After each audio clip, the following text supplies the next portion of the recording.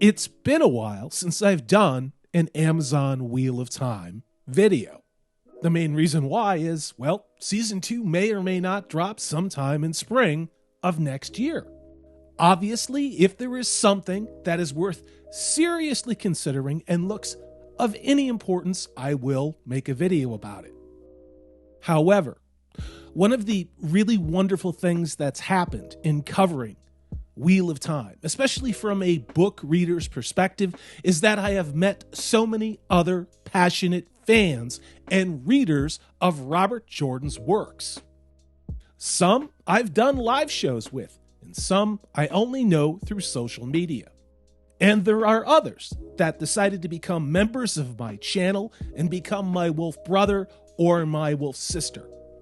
I sat down with several people whose opinion and appreciation of Robert Jordan I respect.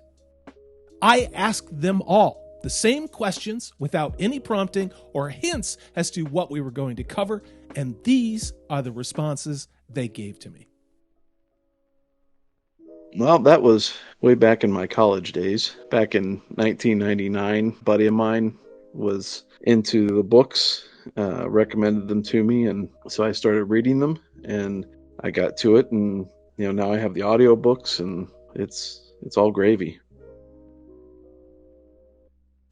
Robert Jordan does a great job of world building and separating himself. I mean, he starts off very Tolkien-like, but then separates himself, and he develops characters. I mean, there's characters in that series that you start off absolutely hating, and by the end of the series, they're in your favorites. So he does a great job of actually doing the hero's journey and doing it for more than one character.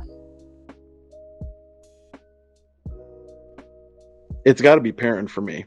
You had Matt, who was entertaining and snarky and just lovable in that regard.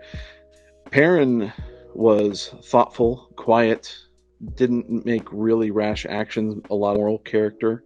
And so I related to that, related to the struggles that he has in balancing his own moral balance and wrestling with the choices that he had to make that didn't come with what he would prefer as his moral widget, so to speak. That he had to make choices that weren't ones that he wanted to make, like fighting with the White Cloaks and having to kill with his axe. He didn't want to have to do that, but he didn't see a way around that in order to survive. And he was unapologetic about necessarily having to make those choices, but he was also unapologetic about his moral position. And that's one of the things I really enjoyed about Perrin. Well, they defiled his character 100 and 2,000%. You took all of the moral character from him, removed it, gave him a wife that he never had him immediately accidentally kill her so that you could ham-fist some story arc that you never gave him in the first season. In moments that should have been his in the show, even with their crappy writing, you absolutely eliminated everything that would have redeemed him somewhat. And I'm thinking of the White Cloak scene when they're torturing him. He could have and should have saved the day, and never got around to that because it was the Whammon Patrol. So they completely voided his character and completely removed all of the difficult choices that he has to make. Probably the most relatable would be Matt, because I'm kind of a smartass too, and that's kind of how Matt gets through life. And although he's ultimately very loyal and responsible, he is looked at as kind of a sarcastic jerk most of the time, I think. To Matt, they turned him into... I mean, it's not even Matt. He's not a lovable scoundrel. He's a jerk that comes from a family that is apparently completely broken, whereas in the story, he was, childlike innocence that wanted to see fireworks, wanted to know how things work, and pulled pranks. Now he's just kind of a grumpy guy that doesn't seem like he's actually anybody's loyal friend.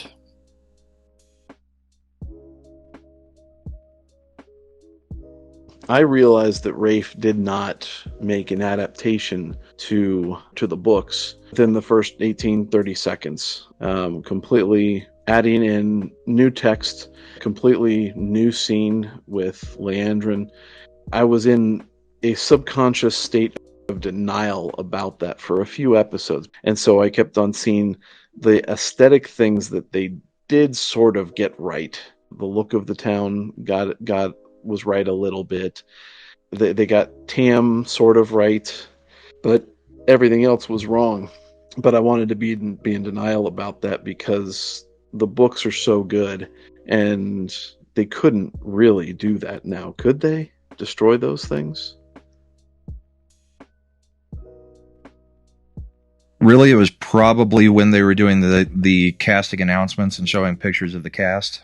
Not that I have a problem necessarily with the diversity of the cast. I have a problem with the fact that the diversity of the cast came from a small town, and that's not realistic and didn't reflect what was really written in the books. But more so, an article released in January of 2021, almost 10 months before it came out, when he said that it wasn't really made for book readers, and we probably wouldn't recognize quite a bit of it.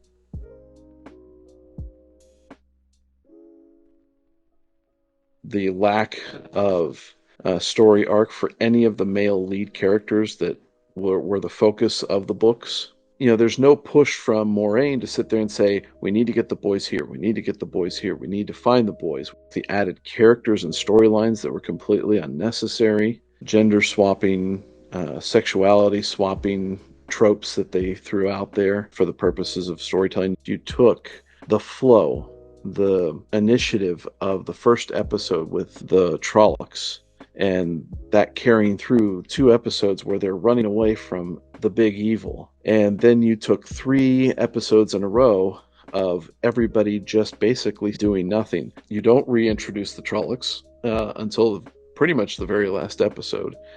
It was all a matter of convenience. There was no real protagonist push or antagonist push in the story. And that when getting rid of that, you lose the story. And so all the other changes then get magnified because you can't get invested in the chase.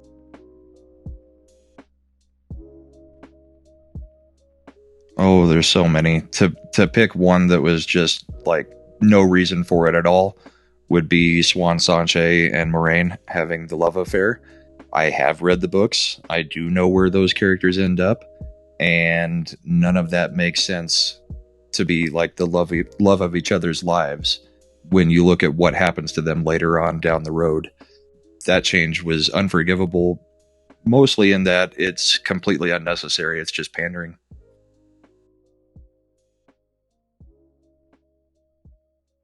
The old adage is that the book is always better. And in this case, we're not even looking at the same story. The book is most definitely better. Robert Jordan's series is probably it's definitely in the top 3. In my opinion, you've got Tolkien, you've got Robert Jordan. They're probably both going to be overtaken by Sanderson.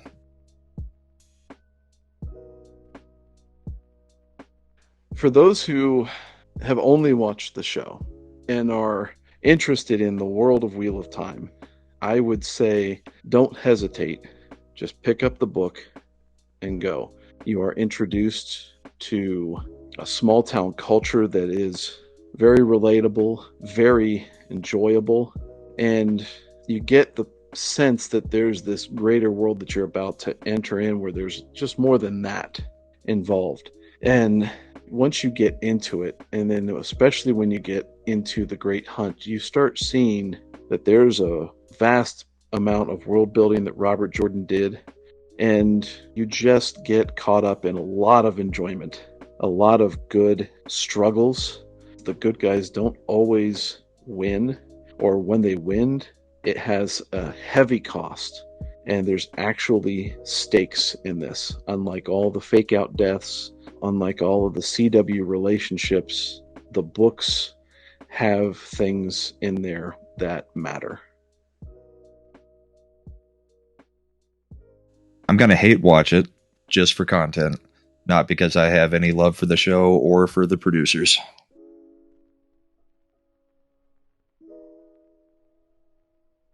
I will regrettably watch season 2 because there's so much out there that gets completely destroyed under the radar to what many would be aware of. And I was not aware of that in pop culture in general until The Last Jedi.